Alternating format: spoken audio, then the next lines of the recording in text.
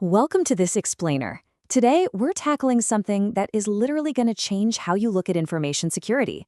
We so often get completely wrapped up in the technical side of keeping our data safe, the flashing lights, the software updates, the complex code. But today, we're focusing on the true foundation of safety. We are going to build an unbreakable security culture from the ground up, looking at the exact blueprint that makes all that flashy technology actually work. So let me ask you this, and I want you to really think about your own day-to-day setup at work. Is a firewall enough to protect you? We kind of just assume that because the IT department bought some expensive security software, our data is locked in a digital fortress, right? We install an antivirus, set a password, and think, awesome, my job is done. The tech's got my back. But is that actually reality? Well, the answer is a massive, resounding no. Because here's the thing. Technology, on its own, it's basically blind. Controls absolutely need direction. Think of your organization as a giant ship. Management and technology, they're the ones down there vigorously rowing the boat. But governance is steering the ship. A state-of-the-art firewall is absolutely useless if no one is explicitly assigned to check its logs or update its rules. Without direction, ownership, and review, even the very best controls are going to fail eventually. Okay, let's dive into this. Here is our tactical battle plan for today. We'll start by moving beyond just firewalls, untangle the difference between governance and management, figure out who actually does what, build a solid rulebook, learn how to make those rules stick, and finally, look at governance in real life. All right, Section 1, Beyond Firewalls and Passwords. So the magic word today is governance. By definition, governance is the way an organization directs, controls, and monitors information security. Now, I know governance sounds like one of those dry corporate buzzwords. Actually, scratch that. It is a buzzword, but it translates into incredibly practical protections that impact every single person. For example, deciding to require multi-factor authentication isn't just a random IT whim. It's a governance decision that affects everyone, from the IT support desk to the accounting team right down to the users. It connects your security directly to what the business is actually trying to achieve. Moving on to Section 2, Governance versus Management. People mix these up all the time. And this brilliantly illustrates exactly why blurring them is a total recipe for disaster. Looking at the governance side, this is the body that sets the direction, determines how much risk the organization is actually willing to take, and approves the policies. Then, on the management side, you have the team that plans, implements, and operates those controls day to day. So, going back to our multi-factor authentication example, governance is the executive team approving the rule that all critical systems must use MFA. Management is the IT team that actually buys the software, installs it, supports you, and monitors it daily. One directs, the other executes. Section 3, Assigning the security roles.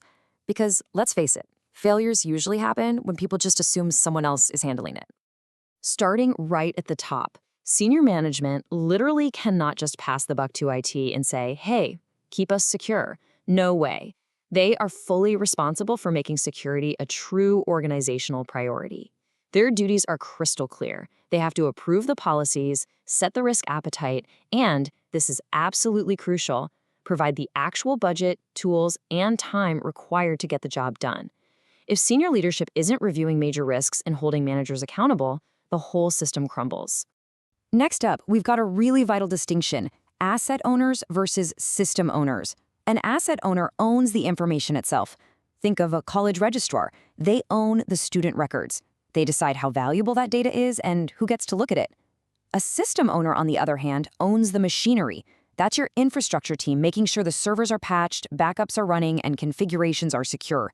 You absolutely need both working in tandem, but their jobs are very different. And then, of course, there's you, me, the suppliers, the contractors, the users. This connects directly to the friction you might feel during your workday. You are the frontline defense.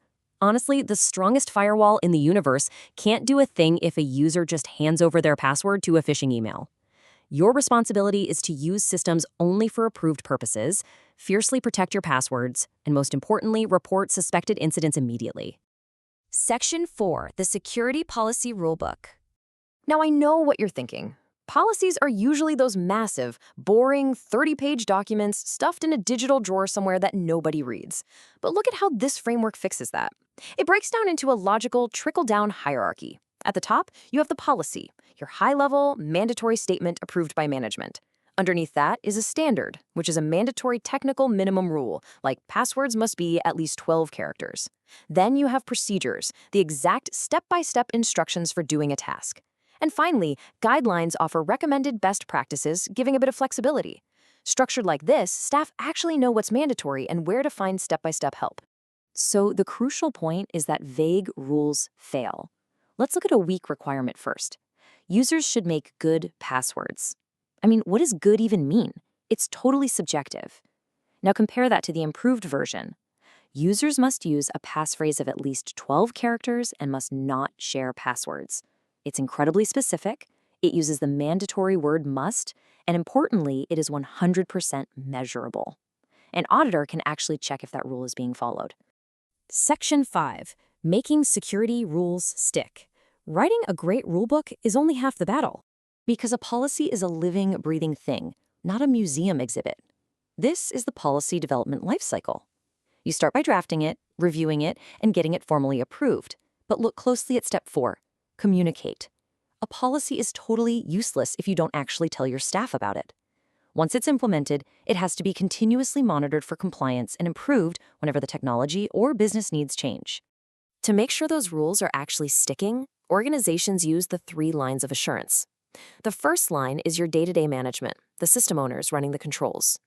The second line provides specialist oversight. That's your security teams writing the policies and challenging that first line. And the third line is completely independent assurance, usually internal audit, who comes in to double-check that the governance is actually effective. It's basically a perfect system of checks and balances. Finally, Section 6, governance in real life. Let's put all the pieces together. Let's examine a crisis at a small college. They've got highly sensitive student records, and suddenly, boom, they get hit by several phishing attacks. The security team digs in and finds an absolute mess. Policies exist, sure, but they're completely hidden from the staff. Access to systems is rarely reviewed, people are reporting incidents by just informally chatting in the hallway, and new accounts are being approved without any real business need. The crazy part here? Their technology wasn't necessarily broken at all. Their governance was just completely non-existent. Let's move to and see how this builds into a total turnaround using our blueprint. Step 1, they stop the blurred lines. The registrar is officially appointed owner of student records, and IT takes ownership of the systems. Step 2, they spin up a security steering committee. Step 3, senior management finally steps up and formally approves the policies. Step 4, they communicate. They send clear, short, anti-phishing guidance to everyone. Step 5, access reviews are scheduled every single term. And finally, they retain all evidence of account approvals for audits. Just by applying solid governance, they made their existing controls reliable and accountable. And that brings us to the core truth of this explainer. Security isn't just a technology problem, it is a human behavior and management problem. Tech gives you the tools for sure, but governance gives you the purpose. So I want to leave you with this provocative thought to ponder about your own workplace. When the inevitable happens and a threat bypasses your firewall, who is really accountable for your data? Think about it. Thank you so much for joining me on this explainer today, and I highly encourage you to go evaluate your own organization's security blueprint.